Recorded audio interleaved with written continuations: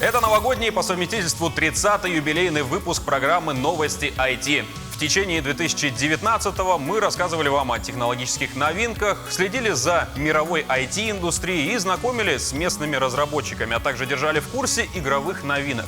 Уже на старте нам дали возможность выходить сразу на 2 телеканалах, в YouTube, а также в Instagram TV, стать самой просматриваемой тематической программой в аккаунте як24.ру. Догнав, а иногда даже и обгоняя итоговые выпуски новостей. И все это только благодаря вашей активности и интересу к подобной тематике. Постараемся не сбавлять обороты в 2020-м.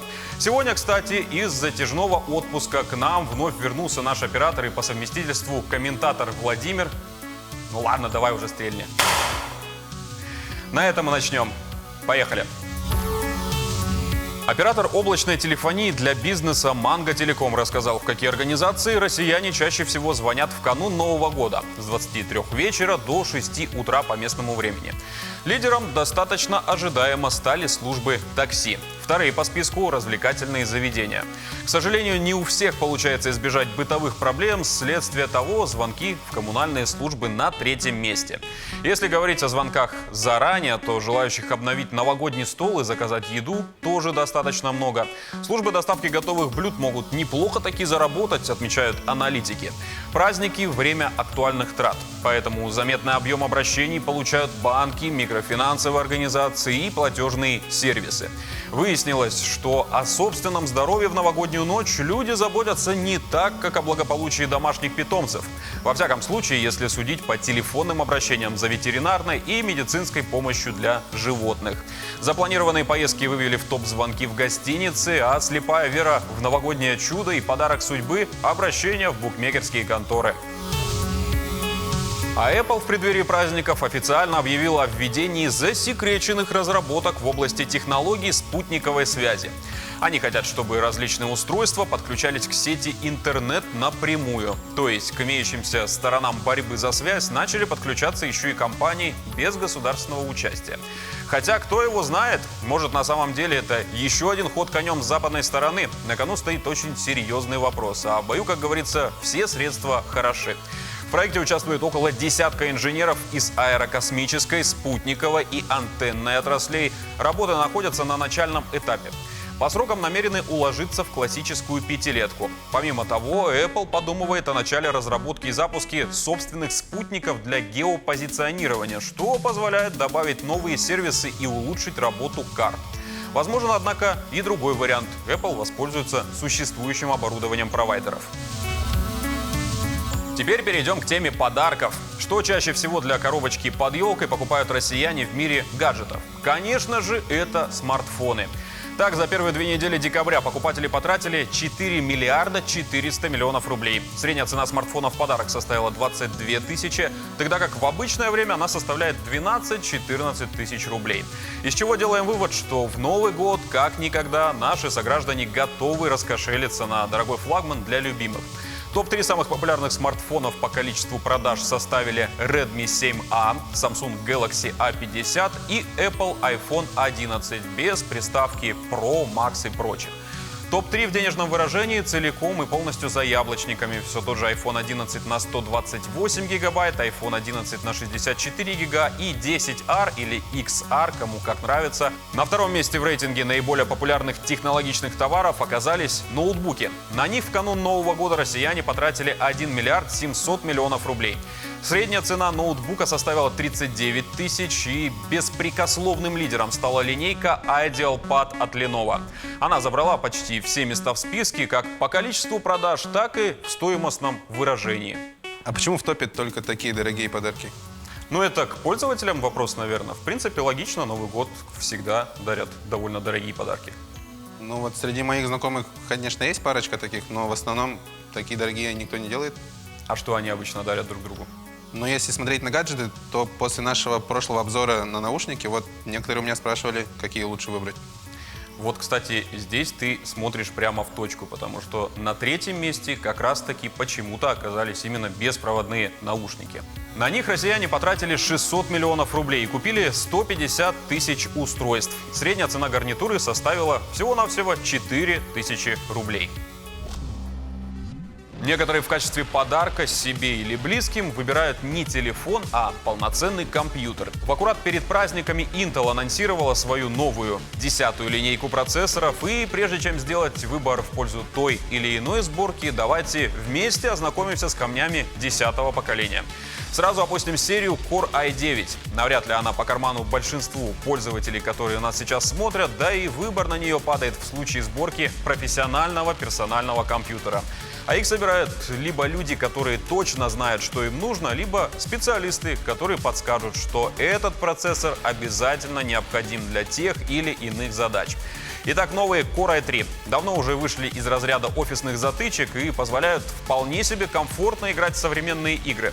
Если последнее поколение, и в частности модель 9100F, к примеру, имела 4 ядра, 4 потока. 4 ядра, 4 гига игровая видеокарта. Дерзкий, звонкий, что еще-то надо? Турбобуст до 4,2 ГГц и кэш третьего уровня в 6 мегабайт, то новые будут иметь уже 4 ядра, 8 потоков, частоту немного меньше 3,8 ГГц, но с кэш-памятью третьего уровня аж 8 мегабайт.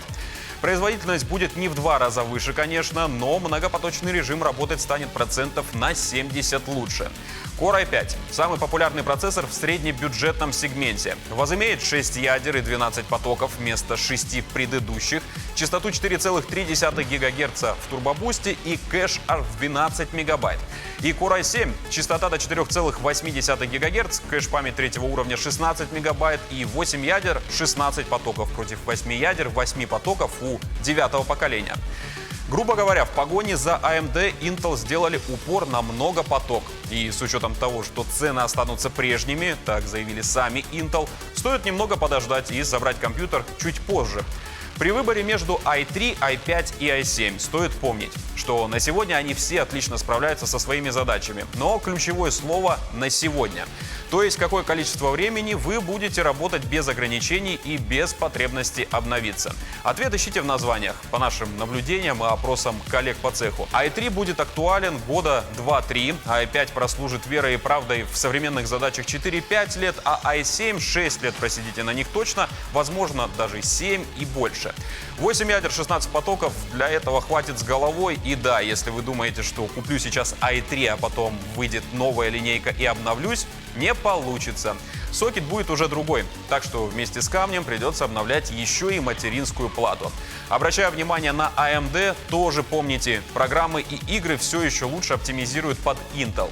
Мы в этом убедились на собственном опыте, плюс с новыми процессорами и видеокартами от красных, как Xiaomi. Первые несколько месяцев требуются танцы с бубнами в плане драйверов, не все заводится с полпинка. Выбор, конечно, за вами, но советуем учесть это при выборе. Плюс не забывайте про бюджетные сборки на Xeonах с китайских интернет-площадок. В пределах 25 тысяч рублей можно без труда, но на свой страх и риск собрать отличный игровой персональный компьютер на ближайшие 2-3 года. Но к этому вопросу нужно подойти с головой. И для начала посмотреть как минимум 10-2 видео на YouTube, сборок и тестов подобного железа. Самым нашим просматриваемым выпуском за год стал 7-й по счету, в котором посчастливилось побывать в компании Майтона и встретиться с ее создателями Алексеем и Афанасием Ушницкими. В канун Нового года они вновь пригласили нас к себе, поговорили об успехах и том, в каком направлении сейчас движется мобильный гейминг. У нас в этом году вышла еще одна продукция. Это Cooking Diary игра. Она стала очень успешной и сейчас приносит половину доходов компании. То есть за 2019 год мы удвоили свои доходы. Компания выросла с 500 человек до 750. Мы очень сильно хорошо поработали с местными кадрами, со школами, университета. Нам очень понравился этот результат. И, как сказал, это самое главное, мы получили огромный опыт. В этом году Apple запустила Apple Arcade, Google тоже. Они хотят, они проверяют идею подписки, то есть игрок платит в месяц энную сумму и может играть из каталога разные игры, похоже на Netflix, такая монетизация. И секунду этот был тренд. И сейчас, конечно, мы все это наблюдаем, как это вот идет, как это работает. А так, если сказать про наш именно сектор, да, free-to-play игр, то рынок растет очень быстро, очень много новых компаний, да, видим, как вот меняются вот игры, появляются новые участники. Ну, в общем, рынок растет, ну, и это нам, как сказать, ну, только лишь плюс. Но в ближайшие 2 года думаем, что очень сильно развится Индия, да, в плане игр. Китай, Япония дальше растут. Кстати говоря, российский рынок мобильных игр в последние годы тоже, да, растут. У нас доходы очень хорошие стали. Хотим пожелать родителям, да, маме, папам, да, бабушкам, дедушкам, чтобы вот больше внимания уделяли детям, да. Дети это, как сказать, ну, самое такое, да, в жизни, что куда надо тратить время, деньги, это инвестиции, да, человеческий капитал, это самое ценное, то, что есть. Пожелаем, чтобы вот, ну, как сказать, в этом году детям было больше уделено времени. Полную версию интервью смотрите на нашем канале. Для интернет же пользователей ссылку прикрепим в комментариях к этому видео ориентировочно в понедельник. Ну и в завершении пару слов о том, во что поиграть на ПК во время праздников и каникул, по мнению нашей редакции. Ноябрь месяц был очень богат на релизы. Разработчики выкатили неимоверно много AAA проектов. И из всего этого многообразия, по версии The Game Awards, лидером стал Sekiro Shadow Die Twice. Мы с таким выбором не согласны в корне. Были тайтлы и поинтереснее. Самым ярким из них является Star Wars Jedi Fallen Order. Мы сами для более подробного изучения посвятим ей пару десятков часов геймплейного времени в новогодние праздники.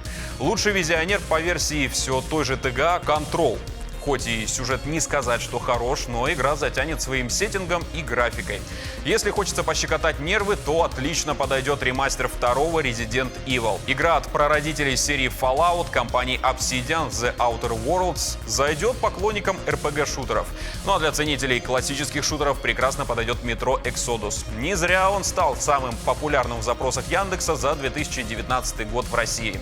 Ну и игра, которую консольщики могли оценить еще год назад, а вот держатели игровых платформ только сейчас. Это, конечно же, Red Dead Redemption 2. Любителям Дикого Запада в форм-факторе GTA Песочница от Rockstar останутся довольны. Ну а на этом все. Повтор программы, как всегда, найдете на YouTube-канале Якутия24, а также в Instagram-аккаунте yak24.ru. До встречи в следующем 2020 году и да пребудет с вами сила.